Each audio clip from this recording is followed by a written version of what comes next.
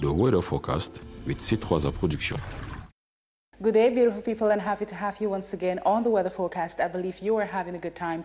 We look forward to a moderate to high level of precipitation today in parts of the Adamawa, northwest, southwest, Little Island, and west regions, expecting a cumulative rainfall of between 25 to 50 millimeters. And until tomorrow, we expect parts of the north, Adamawa, parts of the east, northwest, southwest, and Little Island regions to continue experiencing a moderate to heavy rate of precipitation. And until Thursday, we may have parts of the north, Adamawa, east, northwest, and southwest regions expecting a moderate to high level of precipitation with still a cumulative rainfall of between 25 to 50 millimeters. And the rest of the nation is expected to remain calm with light showers. And how temperatures will look detailed today, we may have as high as 30 to 33 degrees in the north and far north regions, the east, south, and southwest regions expecting as high as 26 to 27 degrees, with the Little Island, center, and Adamawa regions, and the west and northwest regions may get just as high as 21 to 23 degrees. It is important that areas expecting a high level of precipitation should put in place effective mechanisms for evacuation of rainwater. Thank you for watching,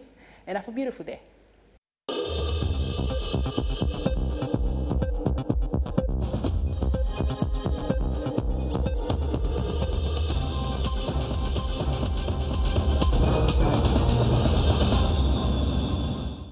Tuesday, 22nd of September 2020. Good afternoon, ladies and gentlemen, and thanks for watching the Midday bilingual newscast on the CRTV and on CRTV News. Good afternoon, Martine Wendengue. Good afternoon, Diane Gassa. Vous avez les titres du journal.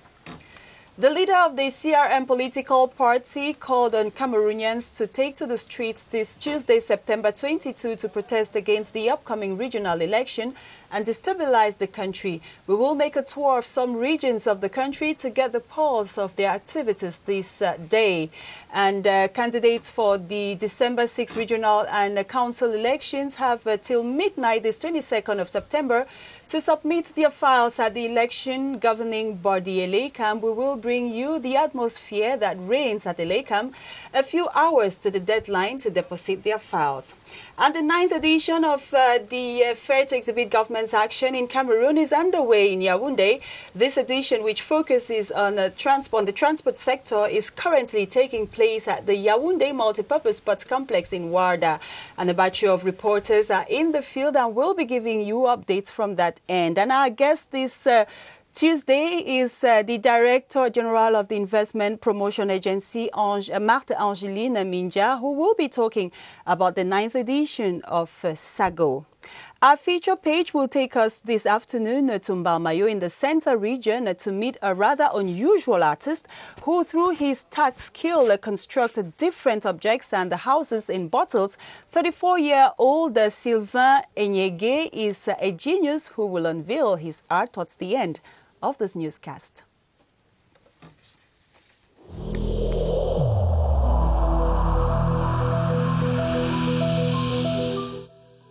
Le port du masque dans l'espace public restera obligatoire jusqu'à nouvel ordre.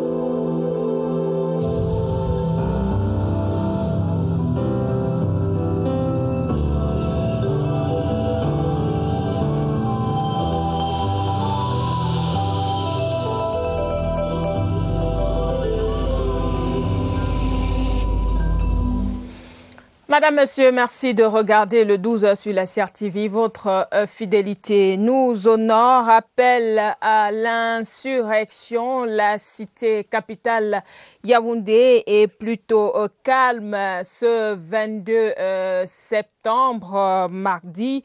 La cité capitale respire la tranquillité, comme vous pouvez le voir en ce moment à l'axe principal de la poste centrale. Les occupants, les habitants et les citoyens vaquent normalement à leurs occupations. Vous voyez aussi également l'avenue Kennedy et le marché central. Aucun désordre apparent, plutôt circulation fluide et calme et tranquillité pour permettre à toutes les populations de vaquer à leurs occupations. préoccupation. Vous l'avez constaté en image, Madame, Monsieur, Diane Ngassa, et la suite toujours dans la même mouvance. Definitely, inhabitants of the nation's capital city, Yaoundé, woke up this Tuesday, 22nd of September, to their usual activities. There is calm in Yaoundé despite Maurice Kamto's call for insurrection. Markets, ministries and streets have noticed no unusual activities this day. Ewana Epole is just back with fresh images from the field. Here is his report.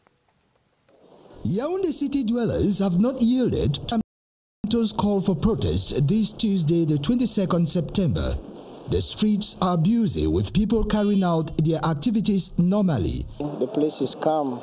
Even I myself am at work now. I'm a driver in finance. It is just a normal day like any other day.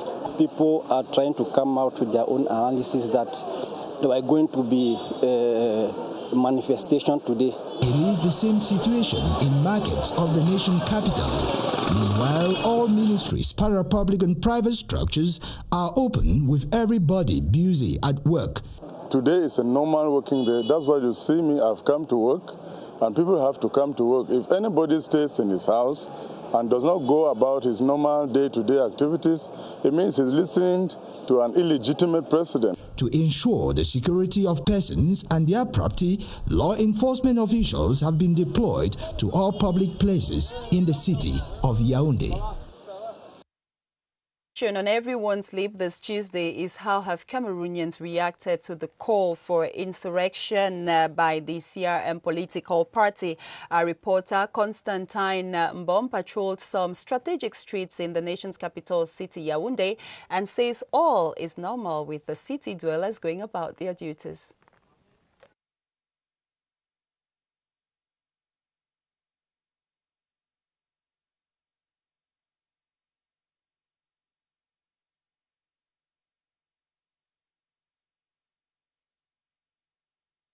We will maybe be having this report from Constantine Baum before the end of this newscast. And from Yaoundé, we move over to the littoral region. Rather, we are going to Bolova in the south region, where the population has been observing this Tuesday as any other day and have not heeded to the call for protest by the Cameroon Renaissance Movement Party.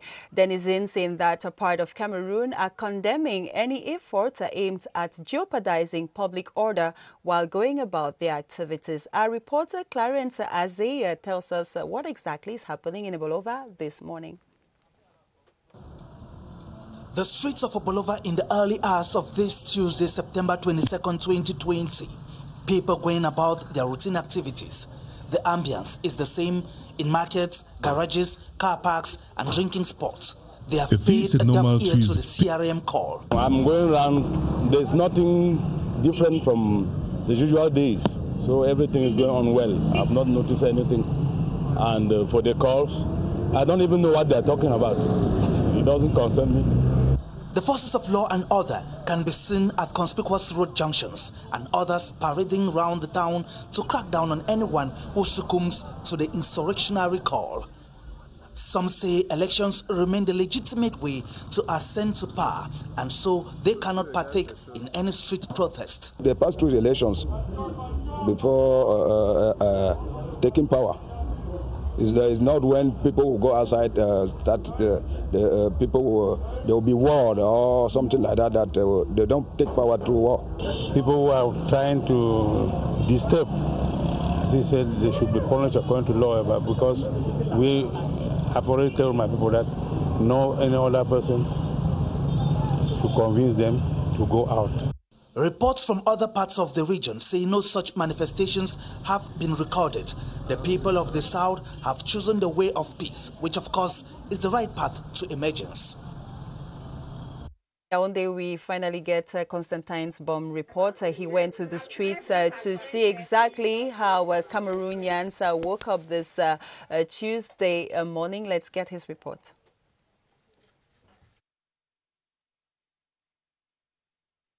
It is a normal Tuesday in Yaoundé as we took a ride as early as 6:30 a.m. on some main streets to take a pulse of the nation's capital. It is usual to find traffic on some spots of the town before 7 a.m. as many city dwellers try to catch the early taxis to beat the traffic and get to work or to their business places. We made a stop at the National Advanced School of Post, Telecommunications and Information and Communication Technologies, where reports on social media had it that a building of the institution was consumed by fire over the night. Our findings revealed that no fire incident occurred there and activities of the institution were unperturbed, with workers getting in to kickstart their day as usual. It was one of the hostels, the Novella City, about 1,000 meters away from the PNT school, that had a fire incident. Witnesses around the area indicated that an unchecked gas bottle exploded in a room, affecting about 5 rooms of the hostels. Traffic is usual as well around.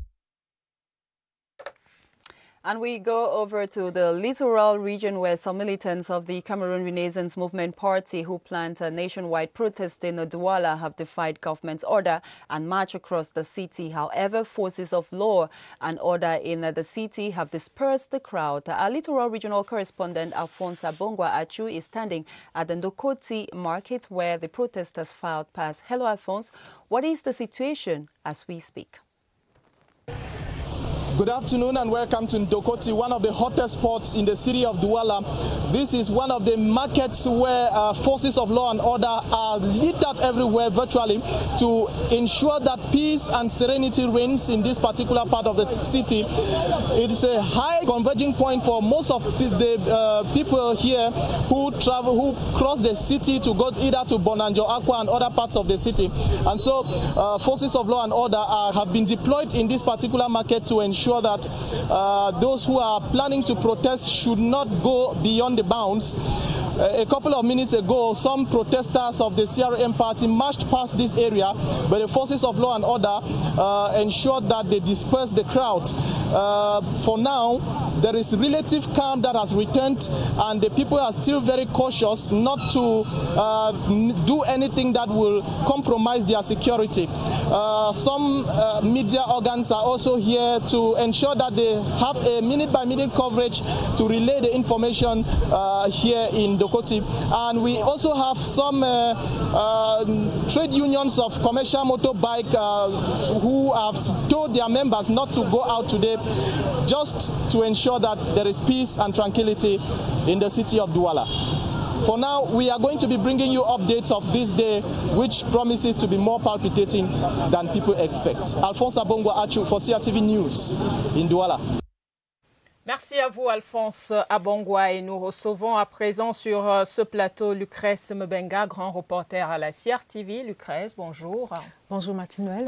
Les images que nous venons de voir à travers le Cameroun renseignent à suffisance sur l'atmosphère qui règne dans notre pays depuis ce matin et ce jusqu'à présent, Lucrèce. Absolument Martine-Noël, excepté les échauffourées observées pendant un laps de temps au carrefour NDÅG-KOTI à Douala, comme on vient d'ailleurs de le voir. C'est une journée calme, tranquille, voire ordinaire.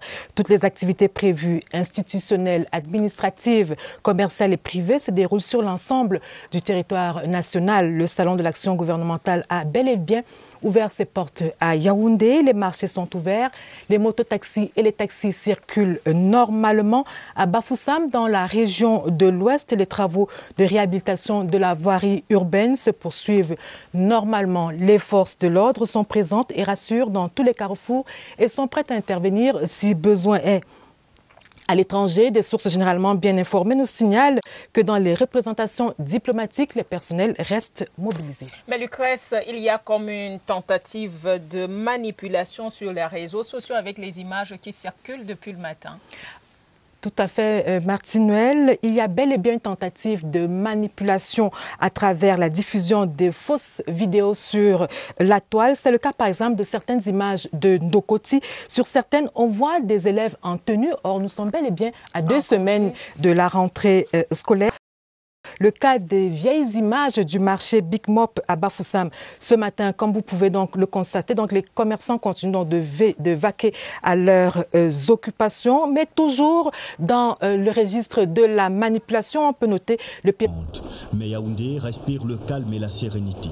Ce 22 septembre. L'année scolaire 2020-2021, ce n'est pas encore la grande affluence. Les adeptes de la dernière heure prennent encore l'élan. Notre reporter Joël Igor Abanda a pris le pouls des inscriptions dans quelques lycées de la ville de Yaoundé. Son reportage.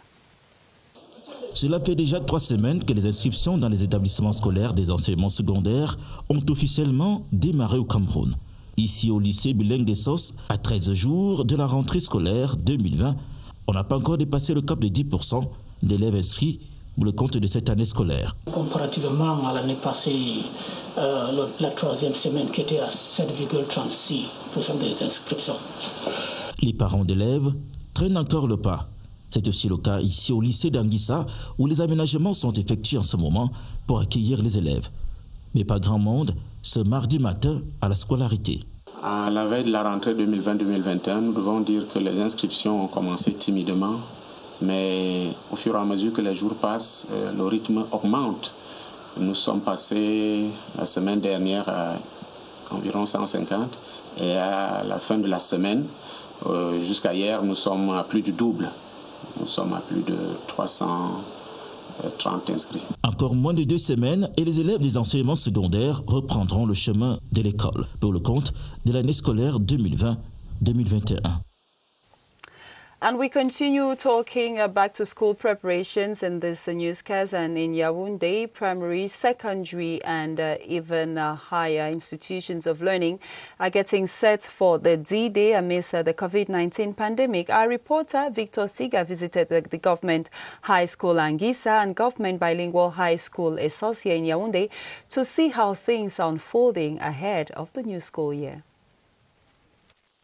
At Government High School Anguissa, few parents are seen trying to register their kids barely 2 weeks for the new academic year. School authority affirm the normal effervescence has been absent compared to last year.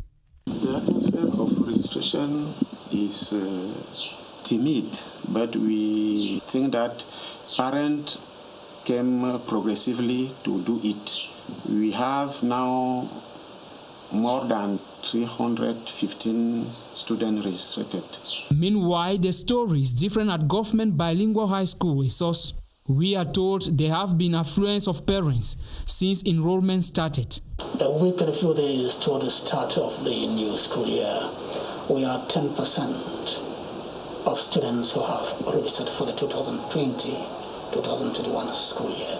Schools witnessing the slow turnout for certification lay the blame on the delay in the release of official examination results. Those who are much enrolling is the student of the first cycle. In the meantime, parents are encouraged to avoid last-minute preparations.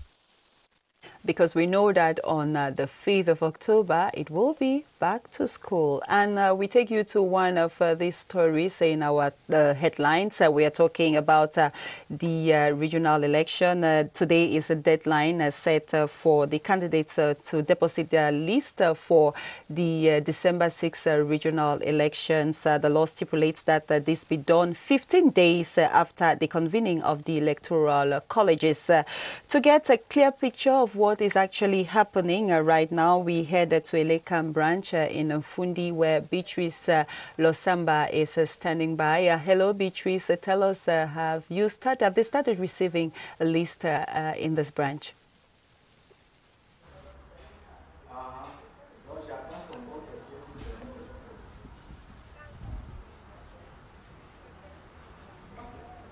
Hello, Diane. We gathered that the Cameroon People's Democratic Movement, the CPDM, deposited its file for the first ever regional elections here in Cameroon, and that is the only political party that has shown up here, the Elekam, the Fundi Elekam branch, to deposit its list of candidates. Well, the commission in charge has confirmed that. The commission in charge of receiving the list verified that they met the requirements of the electoral code, 7 names and some other details which are strictly followed by the commission at work. A list has also been dropped for the College of Traditional Rulers and it contains 2 names as required by the law. Well, it is worth noting that if political parties only have a chance to drop one list, the College of Traditional Rulers on their part can drop as many lists as possible. Now up to the ELECAM headquarters to determine the validity of this list. Well, the Mfundi is only one in 10 ELECAM here in the Central region that will be receiving files. I want to say that about the exercise, a similar exercise is going on in 58 divisions of the country. Well, the day is still long ahead. We've only just begun. The files, the reception of files is going to be open until the witching hour. That's at the stroke of midnight. It will be declared closed. Well, you hear again from us when we meet in a while. And yes, Solange Abesolo will be having our guest with Yannick Basil Fuda at Tangana. He's the Fundi ELECAM branch head. So back to you. Thank you so much, Beatrice Losamba. And right now, Martin Ndenge, I guess we'll be having our feature for the day. Et oui, Beatrice Losamba l'a annoncé, l'invité du jour est Yannick Basil Fuda à Tangana. Il va faire le point sur le dépôt de candidature dans les 58 agences départementales en ce jour qui marque la clôture des dépôts des candidatures en vue des régionales du 6 décembre prochain. Agnès Solange Abesolo qui s'installe déjà avec son invité Yannick Basil Fuda à Tangana. Agnès Solange, si vous êtes prête, vous, face à votre invité, vous avez l'antenne. Bonjour à vous là-bas.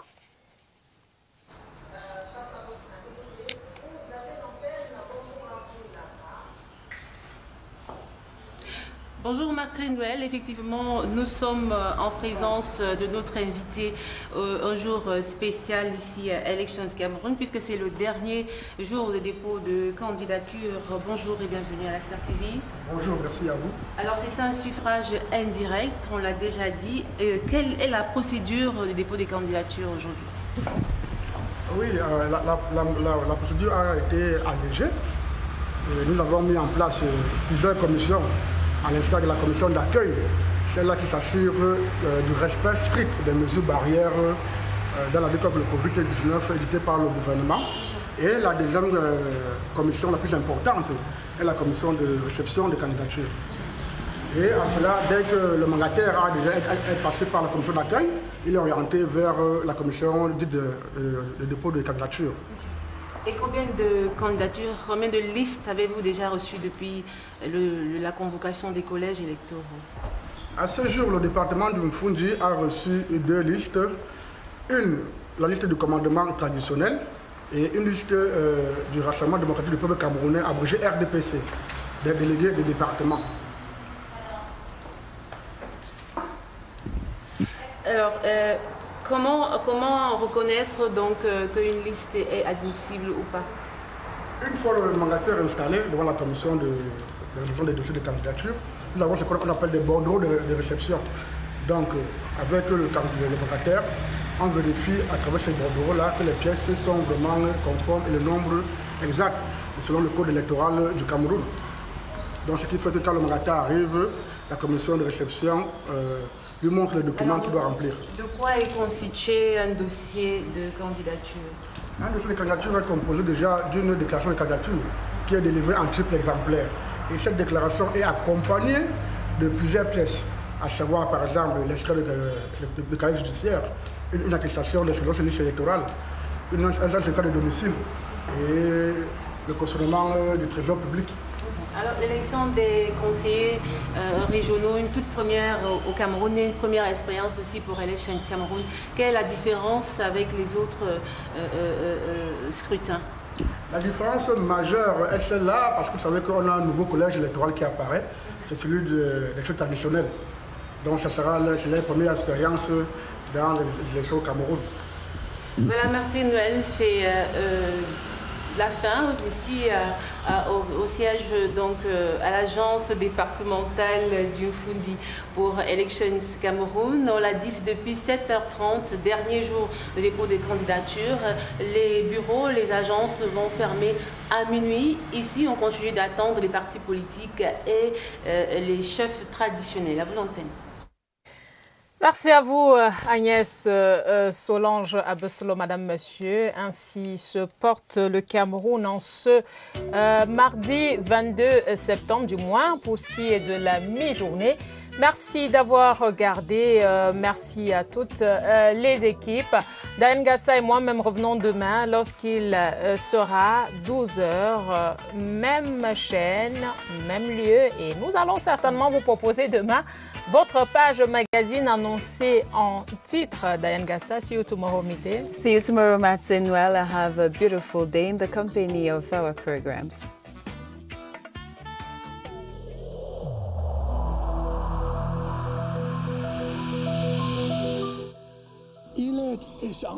Each of us must comply with the measures that have been taken.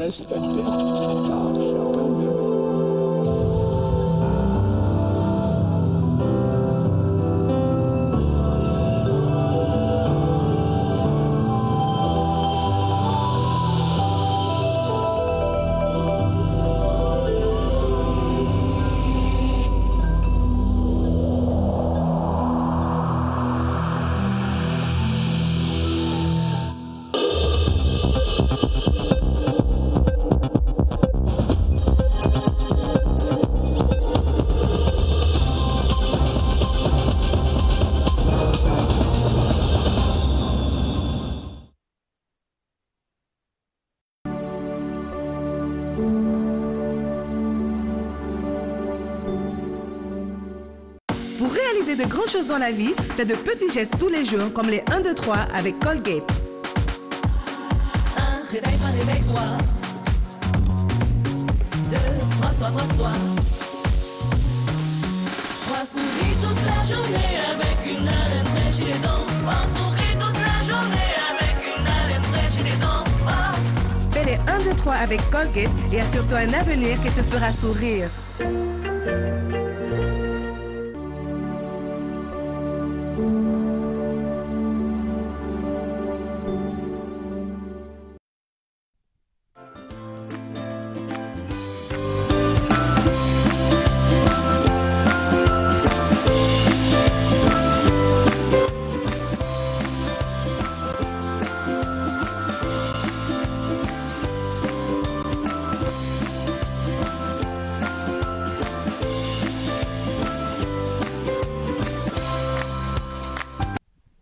Living up to life's expectations can be very daunting.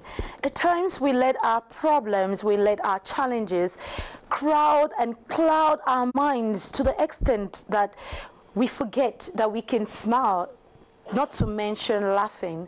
But it's very important because whether we like it or not, those challenges will almost always be there. So there's nothing we can do about it. What we should be thinking of, or what we should be dwelling on, is how to make these problems lighter or seem like nothing, even when they are actually getting so much to us. This afternoon, we are reminding you that if you haven't smiled since you got to the office, to your business, please, or wherever you might be finding yourself right now, then you should smile. And why not laugh? What do you think? Good afternoon to you, ladies and gentlemen. As always, you're watching Midday Live from 12:30 to 1:30 p.m. Monday to Friday. This afternoon, we have Promise Orok in the house. He's a comedian, and he's going to be telling us his career as a comedian in and out of the country, but mostly how he manages it with the job that he does in the States. After the transition, we meet this very talented young man.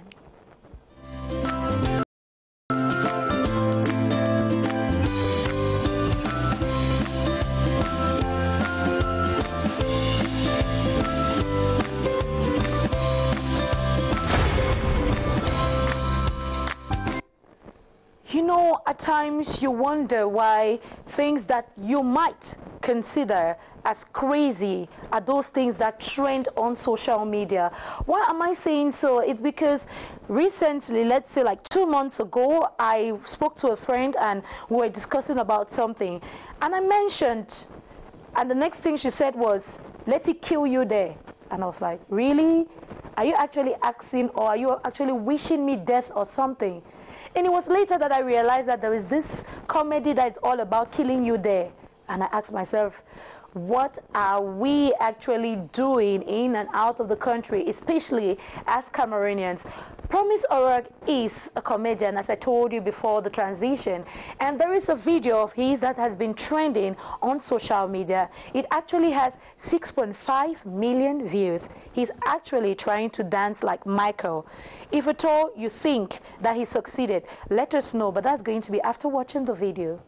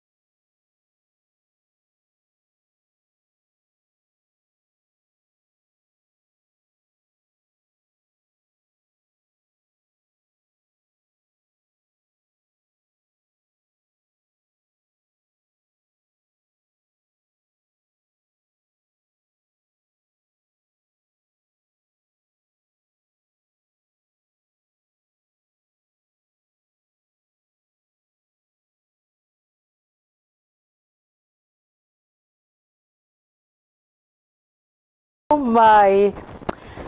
Hello, Promise. Hello, Gwen.